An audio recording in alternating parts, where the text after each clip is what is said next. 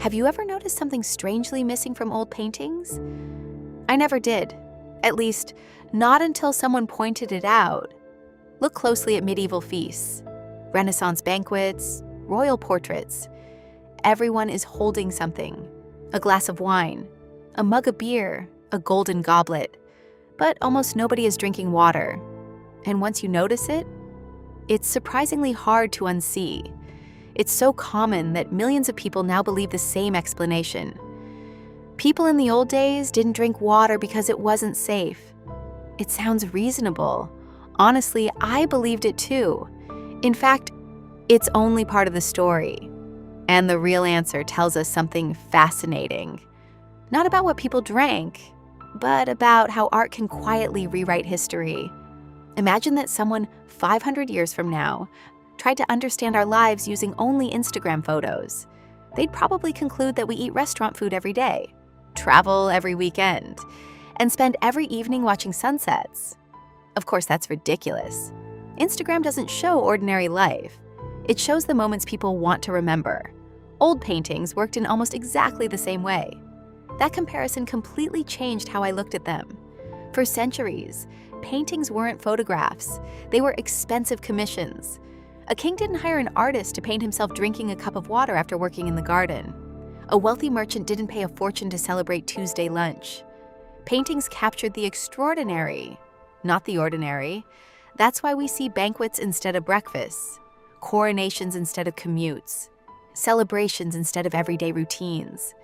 And at celebrations, people usually drank wine, not because water didn't exist, but because wine meant something.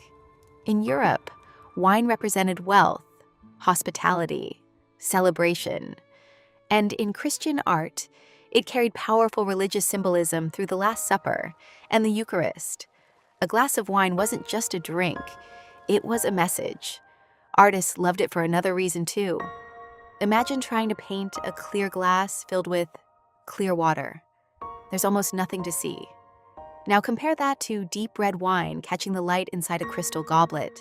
It adds color, reflection, texture, status. But what about the famous claim that water wasn't safe? There is some truth to it. In crowded medieval cities, polluted wells and rivers could spread disease.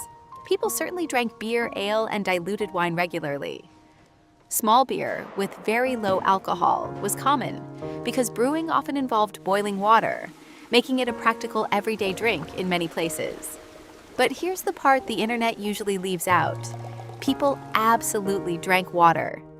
Historical records describe wells, springs, and public fountains supplying drinking water. Monasteries carefully maintained clean water systems. Travelers searched for fresh springs. Farmers working in the countryside drank from local water sources whenever they were safe.